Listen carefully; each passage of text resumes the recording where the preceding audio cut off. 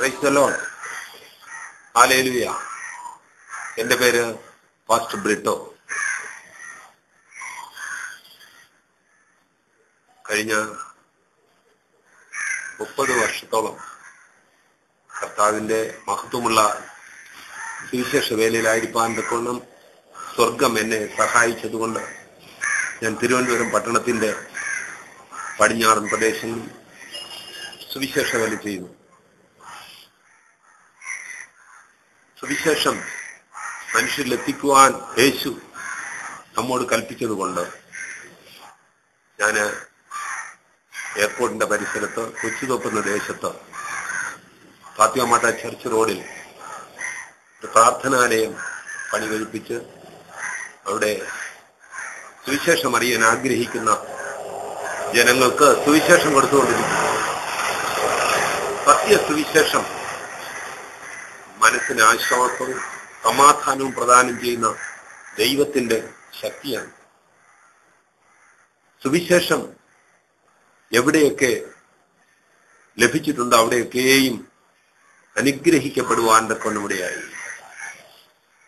1984 ഞാൻ ഈ സുവിശേഷത്തിന്റെ മാഹാത്മ്യം അറിയുവാൻ തക്കവണ്ണമിടയാകുന്നു.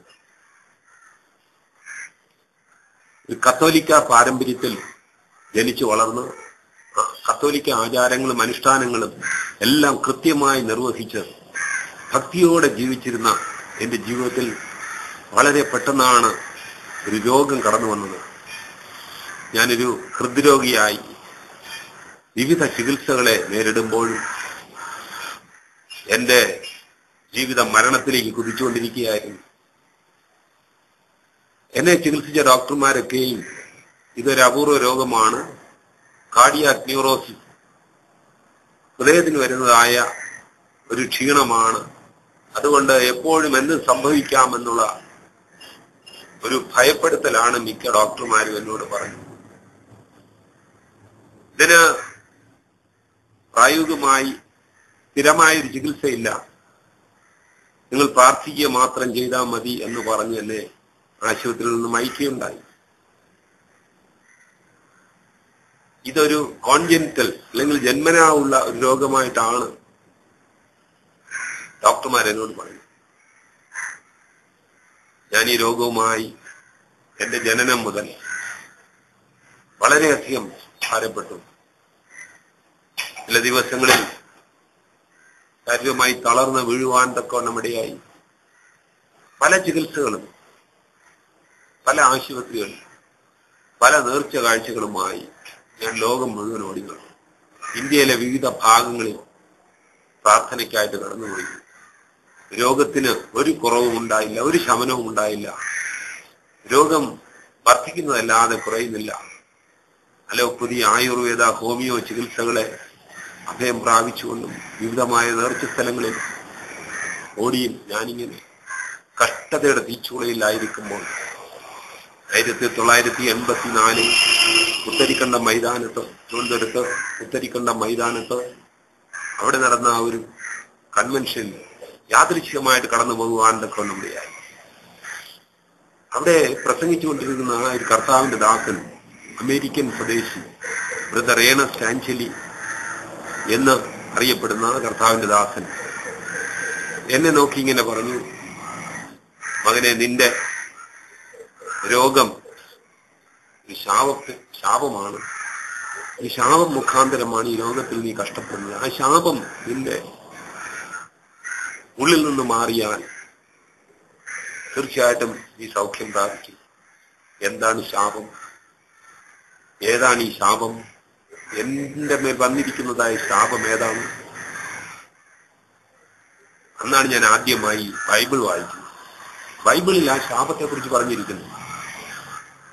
സെഖര്യാ പ്രവചനം അതിന്റെ 5-ാം അധ്യായം 1 മുതൽ വായിച്ചപ്പോൾ ഒരു ശാപം നിങ്ങളുടെ ഭവനത്തിൽ വന്ന് കുടിയിരുന്ന നിങ്ങളുടെ ഭവനത്തെയും നിങ്ങളുടെ എല്ലാ അവസ്ഥകളെയും കല്ലും മരവുമായി നശിപ്പിച്ചു കളയുമെന്ന് യഹോവയുടെ അരുളപ്പാട്.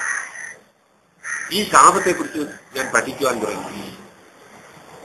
ശാപം മനുഷ്യനെ വേട്ടയാടുന്നു, സകല മനുഷ്യരെയും പൂർവിക ശാപങ്ങൾ വേട്ടയാടുന്നു എന്നുള്ള വസ്തുത എനിക്ക് മനസ്സിലാക്കുവാൻ തക്കൊന്നുമില്ല.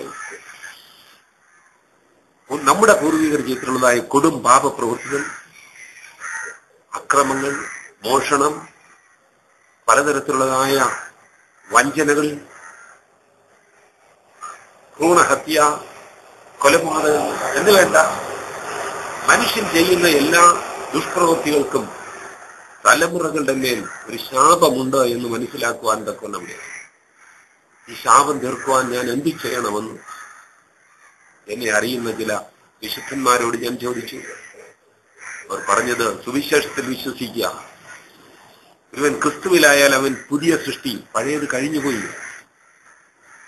ഞാൻ പുത്തരിക്കണ്ട മൈതാനത്തെ മീറ്റിംഗ് കഴിഞ്ഞിട്ട് എന്നെ സുവിശേഷത്തിൽ സഹായിക്കുവാൻ ചിലർ മുൻപോട്ട് വന്നു. കോവളത്ത് മത്യാസ് എന്ന് പറയുന്ന ഒരു സഹോദരൻ സുവിശേഷത്തിന്റെ മാർമിക രഹസ്യങ്ങളെ എനിക്ക് പറഞ്ഞു തരുവാൻ തക്കോണുകയായി. സുവിശേഷമാണ് മനുഷ്യനെ രൂപാന്തരപ്പെടുത്തുന്നത്. സുവിശേഷ സത്യങ്ങൾ അറിയാതെ ജനമിത നിത്യേന നരകത്തിലേക്ക് പതിച്ചുകൊണ്ടിരിക്കുന്നു. ഒരു ഡോക്ടർ പ്രേം സുധാകർ, അങ്ങനെ ചില സുവിശേഷ വീരന്മാര് ഈ സത്യം എന്നെ അറിയിക്കുകയും ഞാൻ സുവിശേഷം വായിക്കാൻ തക്കവണ്ണമിടയായി. സുവിശേഷം വായിച്ചുകൊണ്ടിരുന്നപ്പോൾ ദൈവത്തിന്റെ വലിയ സ്നേഹം എന്നിൽ പകരപ്പെടുവാൻ തക്കവണ്ണമിടയായി.